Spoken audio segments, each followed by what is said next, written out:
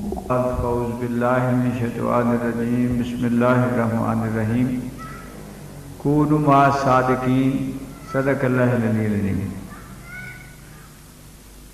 بہت ہی چھوٹی سی آیت پاک کا حصہ ہے،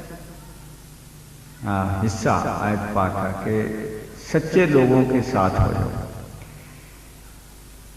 اسی کی تفسیر میں رسالت مآب صلی اللہ علیہ وسلم کی حدیث پاک ہے،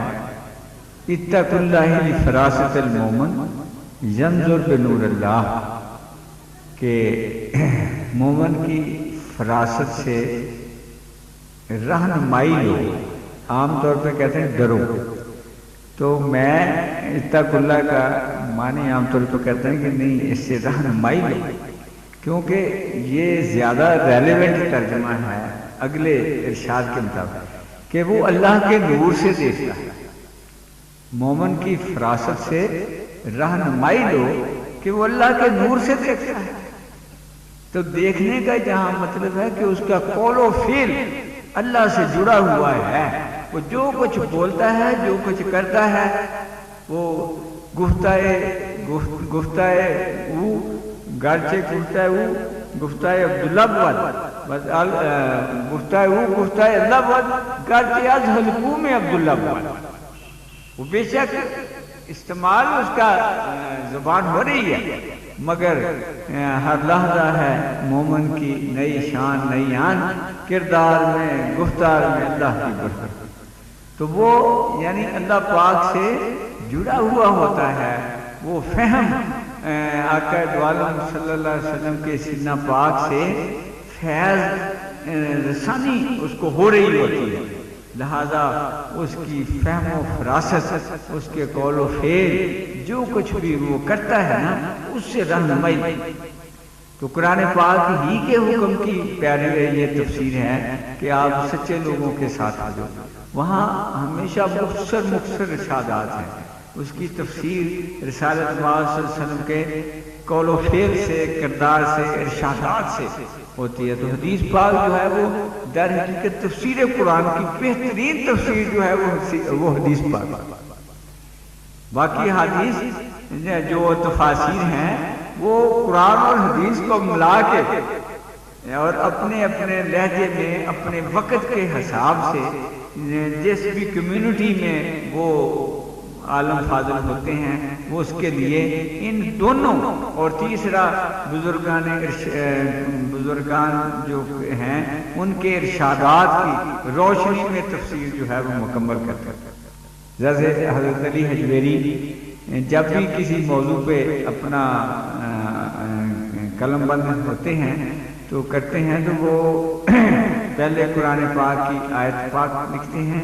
پھر حدیث پاک لکھتے ہیں، پھر اقوال لکھتے ہیں اپنے سے پہلے گزرے ہوئے، اور آخر پہ اپنی رائے دیتے ہیں کہ میں علی حجویری اس بارے میں یہ کہتا ہوں،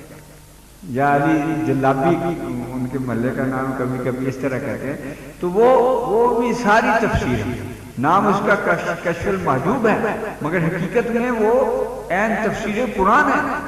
وہ یعنی اس طرح نہیں ہے کہ بھی الف لام میم سے شروع کر کے نہیں، وہ مغز قرآن ہے، وہ روح قرآن ہے، وہ قرآن کے جو وہ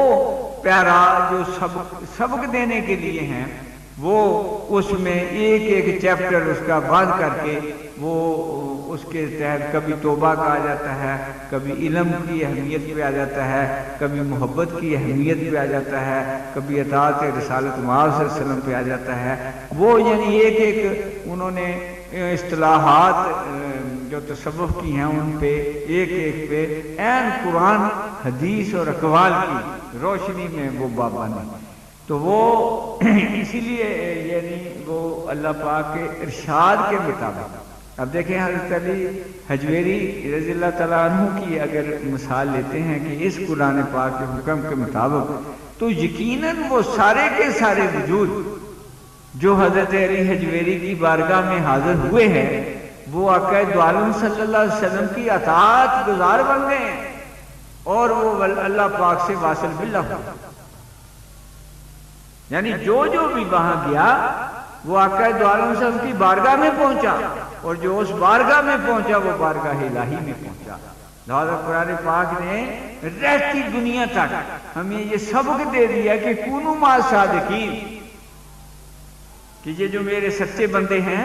ان کے ساتھ شامل ہو جاؤ۔ اور آقا دو عالم صلی اللہ علیہ وسلم نے اس کو تفصیل کر کے بتا دیا کہ لوگوں ان کی فراست سے رہنمائی لیا کرو کہ وہ اللہ کے نور سے دیکھیں۔ لہذا ہر دور میں اگر ہم صحابہ کرام کی حیات طیبہ ہی کو لیتے ہیں جو سب سے زیادہ ڈائریکٹ فیض یاب، صحابہ ساری امت میں افضل ترین ہیں، کیونکہ وہ آقا دو عالم صلی اللہ علیہ وسلم کی صحبت پاک سے ڈائریکٹ فیض یاب، باقی انڈائریکٹ ہے، وہ ڈائریکٹ ہے۔ لہذا کوئی نہ ان کے کمال کو پہنچا ہے، نہ فضیلت کو پہنچتا ہے، نہ فکر کو پہنچتا ہے، نہ عمل کو پہنچتا ہے، سب ان کی ریس کو نکلتے ہیں، مگر ان کے جو انہوں نے یعنی فیض یابی کی اور جو کمالات عمل سے دکھائے اور جو پیروی کر کے دکھائی،